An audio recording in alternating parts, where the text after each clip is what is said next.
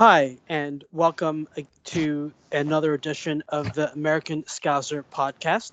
This is your host for today, Debrai Highway, along with Tim, who's also with me. And we're here today to do just a quick recap of the Huddersfield match today and talk a little bit about the game on Sunday morning, Burnley versus Man City, given the huge implications that has for the title race.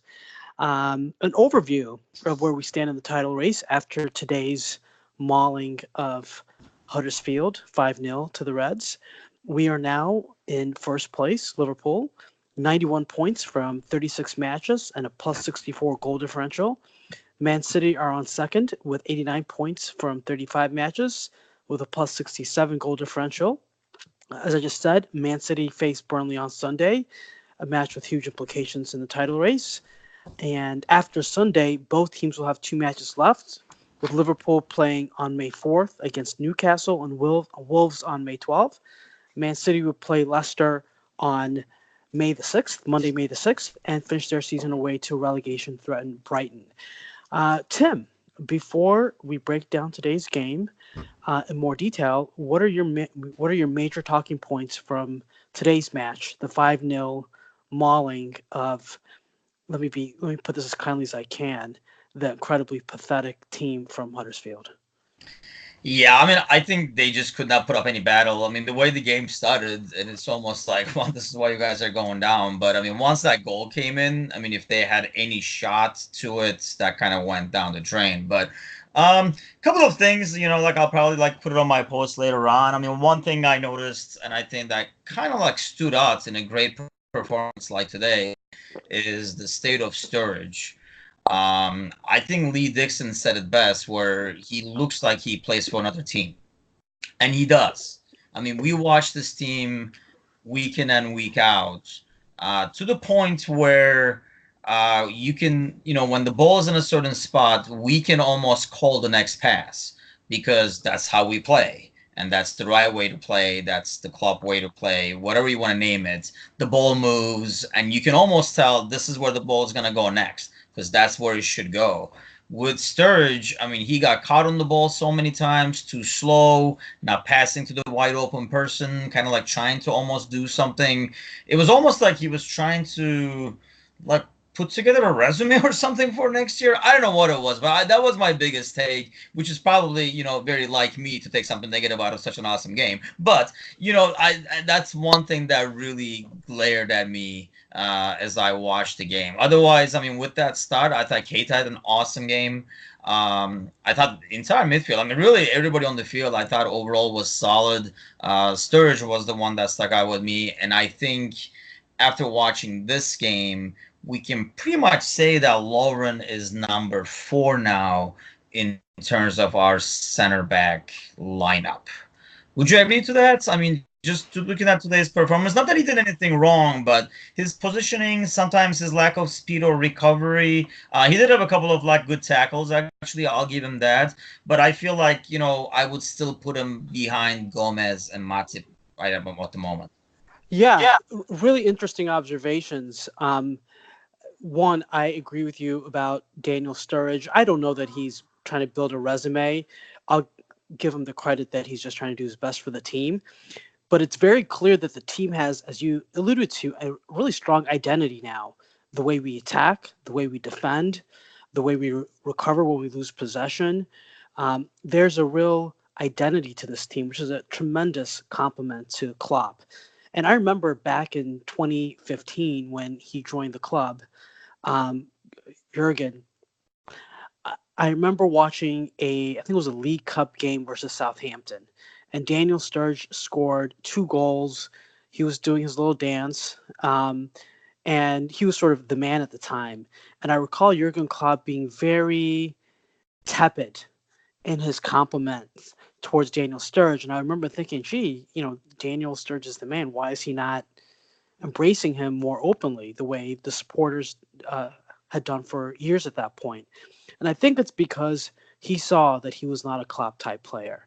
And I think we've seen that be the case throughout the Klopp years. And now the team is populated by Klopp type players. And they have a strong identity. And to your point, which I agree, he looks like he doesn't play for that team. So I think that's a very astute observation.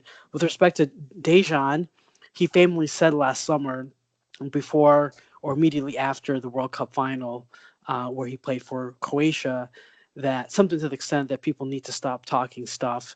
He's the best defender in the world. Well, he's not the best defender in the world. He's not the best defender at Liverpool, and he's not in the top two at Liverpool. I would agree, and I think it's not because he's a bad player. I think he's actually a very good player, but we've now turned a position of weakness over the last few years into a real position of strength. We have real depth as center half. I'm really confident in all four of them. They have different skills, and as long as Virgil is next to each of them, I'm pretty confident going into most games. And I've become more confident over Matip over the last maybe 6 weeks. He's hasn't really made any mistakes. He does have something going forward, and I think he brings a little something extra. But I would feel pretty confident with any pairing as long as Virgil van Dijk is involved. For me, um, my main takeaways from this match are, and you mentioned this as well. We're starting to see the Naby Keita we thought we bought last summer. Strong in the tackle, a little nastiness about him. I thought he was going to get a yellow card for persistent fouling. His quality on the ball is improving. His decision making is improving. He's starting to finish chances. I mean, the way he created that first goal in the first 14 seconds is just a real credit to his tenacity and his ability to finish. So I thought we're really now starting to see not just a good game from him, we're really starting to see a patch of form and not a moment too soon. Other things that really stood out at me is I think Mo and Mane scoring a brace, each assisted by terrific crosses by Trent and Andy. I think that was another real talking point for me because that's the way we've attacked all year, and it continues to be effective. Our 20th clean sheet of the year. Can you imagine that? Liverpool 20 clean sheets. Yeah, What right. happened It last doesn't even year? like make sense in the same sentence almost, but Right, right. I mean, it's just incredible. But I would say my favorite thing about today's match was none of those things I've just mentioned, as critical and crucial as they are. My favorite thing for me that match was the return of the Ox. yeah. The way he came in, he looked lively, confident, almost got on the score sheet himself. But I think my favorite part about that whole thing was how happy the supporters were and how thrilled his teammates were to see him on the field. They were trying to find him on the field. They were encouraging him. They had smiles on their faces looking at him. And I think it shows just the real togetherness of the team for his whole team to be supporting him and backing him. And I think that's an intangible quality of most club teams is that there's a real togetherness. And we've seen it over the last several weeks. We had some different results. We didn't know which way the league was going to go. And I think that there's a real steely togetherness in this team. And again, that was an awesome moment for me in the match. So those are my major talking points. Before I ask you your man of the match today, any thoughts, any additional thoughts about today's match? No, I mean it's definitely great to have Ox back. I mean Gomez getting more and more playing time. I thought if we are gonna roll the dice and let Matip rest, I thought actually we might see Gomez in there. So I was kind of surprised to see Lovren in there, Oh, and good point. because I think in especially against teams, I mean obviously once we scored in the 15 seconds, it almost felt like we were not even expecting to score that early, and there was like a 10 minutes spot where we were like kind of out of it. It's almost like you kind of like grimaced waiting for the pain, like almost like ready for it. And then it was like, oh, this was it. Like when you get a shot, you kind of like brace yourself for the shots. And then you were like, oh, that's it. That was it kind of thing. I mean, we scored so early and almost like so easily. Even we were kind of caught off guard, it looked like. So there was like a 10 minutes, spots where we kind of lost control almost. And Huddersfield looked actually like a team. But I think when we play at home against teams who are going to close down, play really tight, Matip and Gomez should be one of the center backs next to Van Dijk just because of the way they can bring the ball up front. I mean, Gomez, the guy can play right back, so obviously on the ball he's very comfortable and he can make those runs. And I think, Matip is the same way. I mean, we saw it the last game. I mean, really, we've seen it since he's come back. I mean, it was a big question mark, when Lauren and, like Gomez went down. But really, he's shown that at the worst, he's probably like our number three right now behind Gomez and Van Dijk. Um, and I think, like I say, when we play against teams that are really trying to play tight and close defenses, he's like a valuable person to have because he can take advantage of those spaces and kind of disrupt the lines of the defense. So, but I mean, definitely good to see Gomez back out there getting minutes. It kind of makes it interesting, and I think probably puts a question in Barcelona's mind in terms of who they're going to face on Wednesday now, just because, I mean, it's going to be harder to prepare with everybody in good shape. I mean, we're hearing, based on what Klopp's saying, Firmino was kind of more like arrested just in case kind of a deal, probably because it was Huddersfield. I actually thought it was really interesting that we did not take, even at halftime, they were talking about, and that would be my guess, if you were resting people, you would rest Mane and Salah. And I don't know, because, Klopp feels like the rhythm is more important for those guys than rest.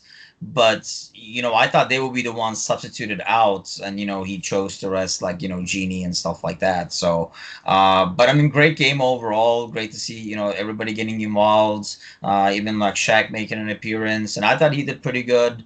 It's good to have, yeah, like the group playing together, winning together. And I agree to what you're saying. It is kind of like part of a club still, but along the same lines, obviously winning makes it a lot easier to be on the same page and not have any, background noise from like somebody who's not getting minutes or anything like that, because you can't argue with success. But that success also does come with, taking advantage of everybody, giving everybody minutes, people earning their minutes and clearly earning their minutes. I mean, we never have somebody out there that we're like, how come he's always playing? I know people used to say that about Anderson all the time because they didn't appreciate the value, but overall, you can never really say when you look at people who are on the field, in midfield and stuff like that, like how come they're getting minutes? Because they've all earned their minutes. I mean, look at what Keita did to kind of like come to where he is at now, and he's been unbelievable the last couple of games. The pressure he puts on the ball and everything like that today.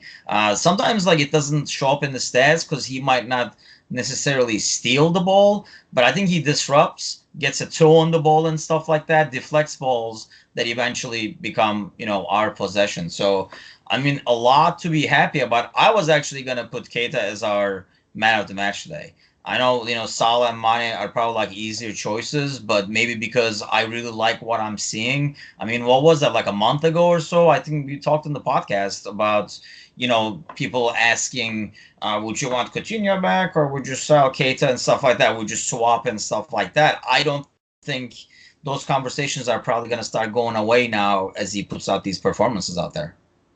Yeah, all good points. I will just close that segment by saying I agree with you that Naby Keita was my man of the match, and I was definitely a big critic of his.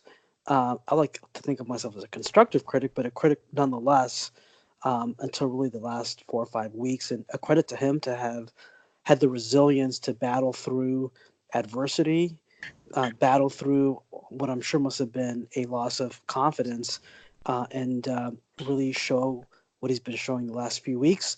And these have been critical performances by him. Look, we're under great pressure. Every game is huge. And the fact that we got a goal created by him and scored by him in the first 14 seconds, I mean, that really um, relieved a lot of pressure. And I know we had a tough patch after that. Although, to be fair, I don't think it was ever, um, you know, too scary. The fact that we had that cushion early on, I think, relieved a lot of pressure. So credit to him, and I will make him the man of the match. Although I think there were plenty of worthy candidates today.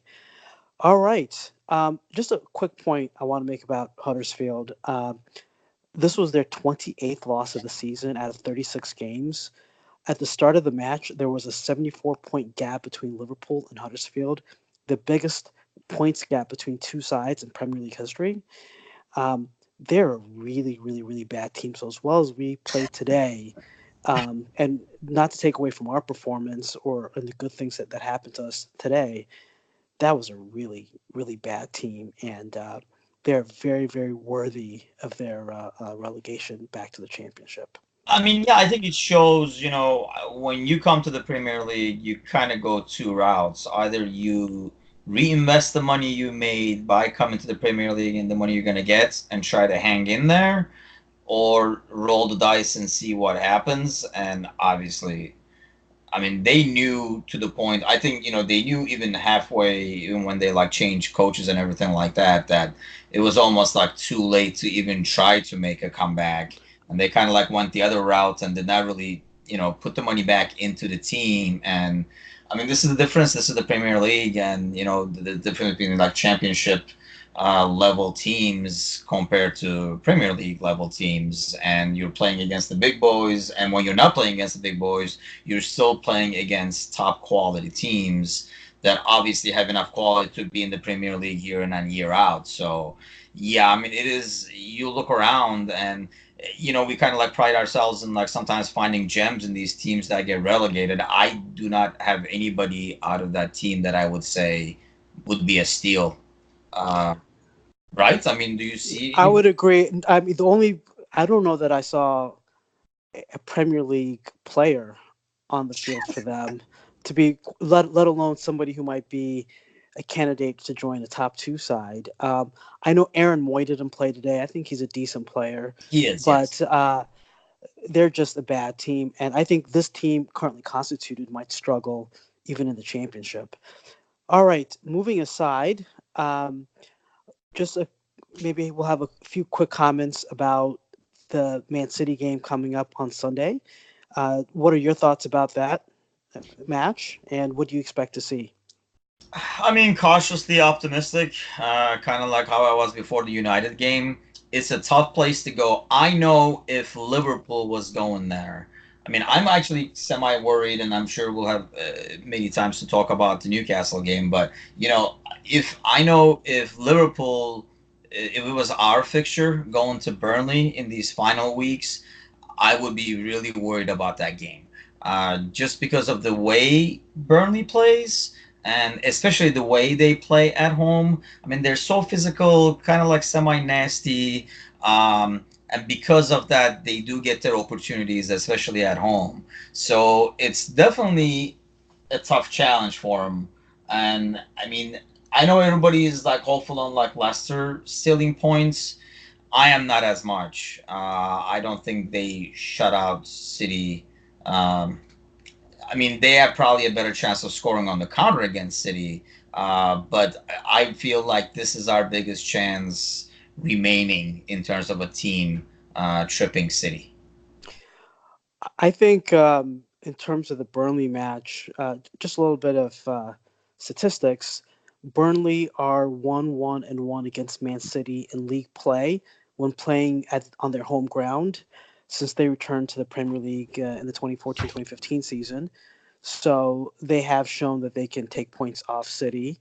And I agree with what you said. They're a tough nut to crack. Their manager, the Ginger Mourinho, as he's called, has a chip on his shoulder, and he knows that game is going to have a lot more eyes on it because of the implications for the title race. And I think he's going to have his team ready to play. And I think it will be a tough match for Man City, particularly if Man City don't score early. So it will be an interesting game to watch. It will be the first Burnley game that I actually watch all year, other than when they played against us, and because they're not easy on the eye, and I hope they do a good job of making sure Man City suffer and really they challenge them and show a level of commitment and tenacity that Man United just didn't show on Wednesday, particularly in the second half. So I'm looking forward to it. I don't really have a prediction.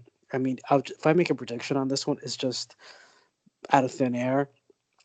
I just have a hope, and my hope is that they can take 2 points off City. Any other comments or thoughts before we wrap it up? They were like talking about this. I mean, looking at, you look at the lineup right now. I mean, the goal differential and stuff like that. I mean, it will take a whole lot of weirdness for it to happen. But do you see a scenario where that comes into play? Well, we're now um, 3 goals behind Man City in the goal differential. It's only going to come into play if Man City drop points. And if they drop points, then we have to look at the outcomes. Is it 1-0? Is it 1-1? We'll have to see what the situation is. I think, if they drop points this weekend, um, and we have an unexpectedly great result against Newcastle in terms of goal differential. Let's say we win 2-0, 3-1. Then all of a sudden, you're looking at the goal differential being possibly in play uh, on May 12th, the last day of the season. I mean, can you imagine how crazy that would be? That would be that. I was thinking That about would this, be like, as they were insane. counting it. I mean, it really would take a lot. They would have to, like, lose and we tie like next week after they lose points this week and stuff. But I thought I had the same concept where, like, how crazy would that make May 12th Yeah. in terms of you're not even looking at just scores now. You're looking at like final scores and goal differential and stuff like that. I don't think it's gonna happen. I just really don't see, either of these teams. I mean, especially City losing, points 2 out of the 3 games. We're kind of like hoping for one here, but I mean, they've been on a streak. Maybe it's due to end. Like I say, all we can do right now is be cautiously optimistic, and I will probably watch that one Sunday morning, and then see what happens. There's a few good games this weekend to watch now that ours is out of the way, and we can kind of like lean back and watch some football. But yeah, I mean, we can just hope it's very doable. It's a tough place to go to. That stat you gave is, I think, even only increases the hope. So you never know. All right. Well, the only way to know is to wait for Sunday to come, and we'll see what happens. Tim, great talking to you on this podcast as always. Thank you for listening, and we'll see you next time on the American Scouser podcast.